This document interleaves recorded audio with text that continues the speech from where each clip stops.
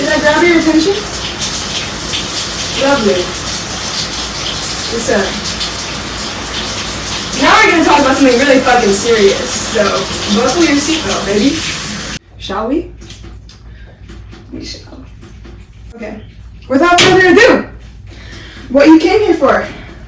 What you think you came here for. What you don't know that you actually came here for. I don't know who the fuck you are. You might have just clicked on this video because girl, red dress, shower, cryptic title. I know what the fuck I'm doing. But what you don't know is that actually a divine power drew you to this video out of the fucking bajillion videos you could have clicked. This moment you clicked this one. There's a reason for that beyond just surface level whatever the fucks. And now we're gonna get into it. I got these shades in Laos, by the way.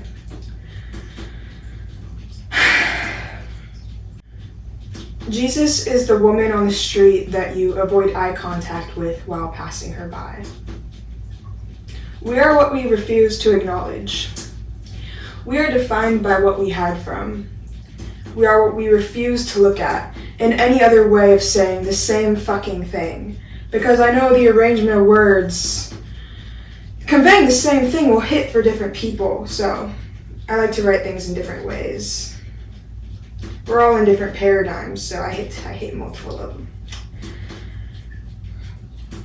We took a metaphor as literal. We missed the message in the fiction because we don't listen when someone's preaching nonfiction. Who doesn't love a story? We love fantasy. We love getting lost in false reality. We're a cat chasing its own damn tail. So the truth is wrapped in a beautiful package of words.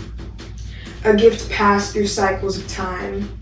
More layers of wrapping on top. More beautiful, luxurious bows. But the truth within stays within. Truths have been served to us in abstract packaging. And we see the abstract packaging and think that's all it is. We don't open the box. We learned about Pandora's box, right? We don't open the box, we obey. Bitch, what if I told you I'm Pandora and I opened that fucking box and I would do it again?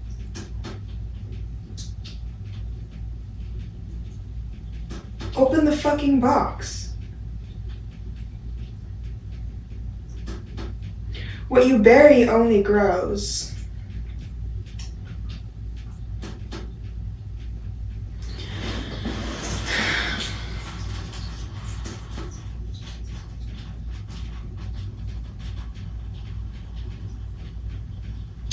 We were given a gift, and we never opened it. So as not to disturb its beautiful wrapping. The feeling comes when I see the worship of this box. Layers and layers upon layers of more and more wrapping and bows being tossed around. But the original box was heavy. Something doesn't quite add up. If it's so light, we can toss it around and make it fit any context we please.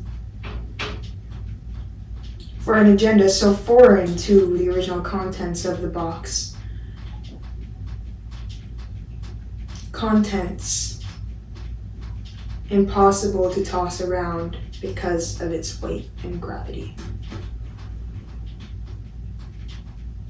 Sorry, I just got a weird notification.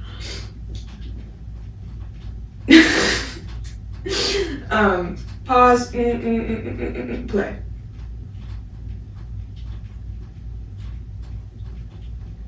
Take a gift and reduce it to the package. Fuck obedience, open every fucking box. Crack every lock. We're born on a plane that's only a game. And the game is realizing we're all the same. Oh. Look at me, just a little poet. I know you've heard that before and I sound like a broken record.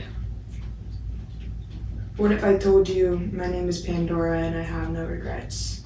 They tell my story as a cautionary tale, but I reap what I sow and I would do it again. I was thrust into a labyrinth of darkness, one that some never make it out of.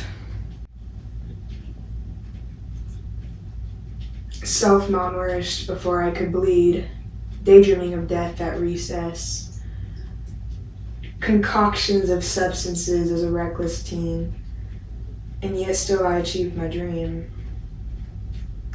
A dream I later found out. I'm going off script for a moment.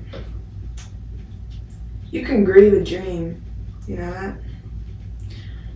And letting go of the dream also means letting go of the years you sacrificed for seemingly nothing. And that is something I originally got to before I realized, and this is something I realized after reading the book The Alchemist, and how much my story paralleled that of the shepherd. And that he had a dream, right? That there's treasure in Egypt. He goes all the way to Egypt just to get beaten up. No treasure. The person who beats him up tells him he had a dream, the treasure right where he started. Right where the shepherd started and had the original dream. So he went all the way there just to find out it was where he started to begin with. And the shepherd just laughed because he knew what it meant. And he didn't let him think that it was all for nothing. He had to take the journey to understand. And I think it's really funny, quite coincidental, that I stumbled upon that book right at a point in my life where I had done the same. You know, I had that dream, art school in New York, and I did it. I did it despite everything. I did it despite years thinking, not sure if I was gonna live, baby. You know the story. I make it. And I do better than I could have ever fucking expected, and the path occurred in a way better than I could have imagined. And in fact, I didn't just graduate high school. I didn't just live. I didn't just graduate high school. I graduated early, baby. Shit happened. I'm not even going into it because this is not about my story. But what is underlying the story? Once again, it's like how we take these holy texts as literal and don't see the message in between the lines. And the same thing when I share my story. I don't want you to... It's not about my story. It's about what my story implies. That's the only reason I share it. What it fucking implies. Otherwise, it's my fucking business. Okay? It's my business. I can't read with this. I get to New York. I do a semester at my dream school. Something isn't quite right. And I'm not going into it. You can watch my other videos and I slowly kind of reveal certain parts of my lore. I have $5,000 of savings. And one day in this very fucking shower, because right now I'm at my parents' house in a city in the middle of nowhere, California. I've been living with my parents since I was 14. And so I was back here during winter break. And in this shower, I decided I'm not doing my second semester. I'm leaving. I know about this thing called World Packers, and I'm just gonna fucking go. I have $5,000 saved up. If this is work exchanges, I don't have to pay for food or housing, just the flights, then I can get by for a while.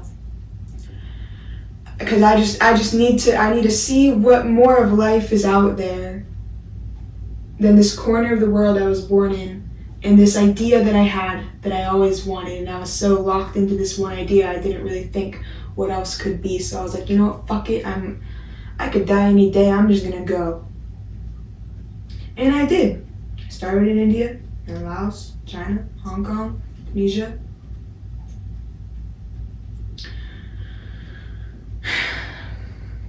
And I ended up back here. And I've been here at my parents' house for 3.5 months. Where am I going next? I don't know. I can't go back to art school because of the student loan caps. So it's quite funny how initially this seemed like a stupid fucking thing from any objective standpoint. Doesn't understand the inner world, only the outer world of my reality, of my situation. But actually it worked out better than it would have. It worked itself out in such a way that didn't make sense at the time. But in reality, that decision saved me from a heartbreak that was inevitable. That would have only stung more if I gave another year, furthering the debt and how it was impacting my health. Because I'm telling you, that first semester, I had to neglect myself to get by. Maybe that's a negative belief, but at the time that was what I was dealing with. And regardless, so I saved myself some heartbreak, and I learned so much, and I had the experience was so fruitful. You could say, oh, what the fuck, it didn't lead to a job opportunity, whatever. There are other fruits aside from the ones that you see in the external world. And baby, I'm abundant in it. And I would not go back, and I would not change a thing. Well, I worded that weird. Whatever. Anyways, I'm not afraid to unwrap and see what's underneath. God is the woman with bags under her eyes, bagging your groceries, just so she can get by. God is the sister who mixed up your order, and the brother who dashed before the bill came back.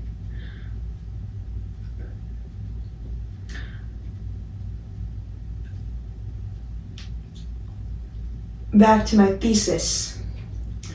I believe we are ultimately defined by what we refuse to acknowledge at any point in time in our history. And in today, those are the people we deeply misunderstand, the people we deem as criminals, the people we dismiss, whose existence we don't acknowledge. Those without homes, living on the streets, those who can't afford the needs to live.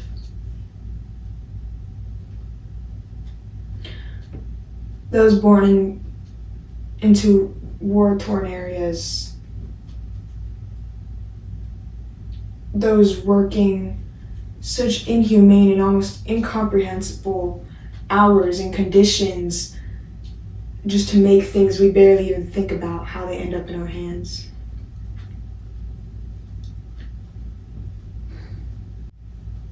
Those being ripped from their homes and sent to concentration camps. Those whose land was literally stolen centuries ago and are now being deported. Hello?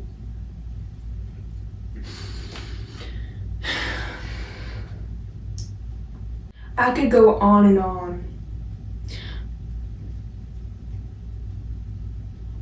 Because there's a lot of shit like this happening, and I don't know all of it.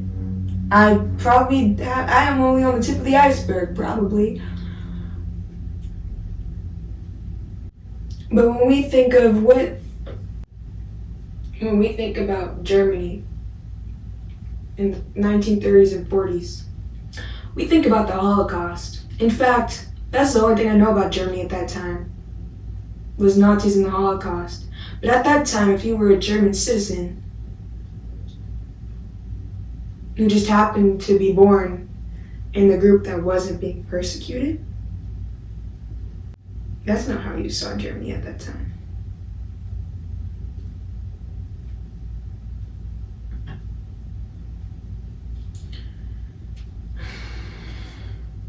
But that's how we see Germany now. So I think, and just reflect on what that implies for our current state of affairs. I saw this comment on a post. I don't remember the post, but I wrote it in my notes app, and I want to share it because it relates to this. If people acknowledge the acts made in desperation, they would also have to acknowledge the system causing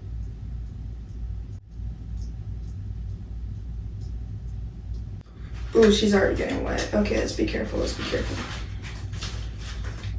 I worded it better in this passage.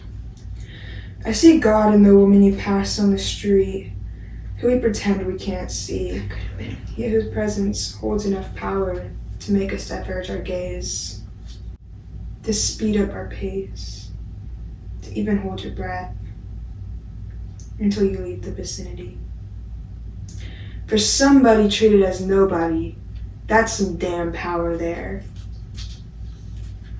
You gotta admit, there's nobody whose mere presence creates that much of an impact on our energy just as you walk by, than someone living on the street, than someone society sees as no one. Because if we saw their humanity and we have the resources, then they wouldn't still be on the street. And the evidence of this injustice is in that impact you feel every time you pass them by. Open a box today. Peace out.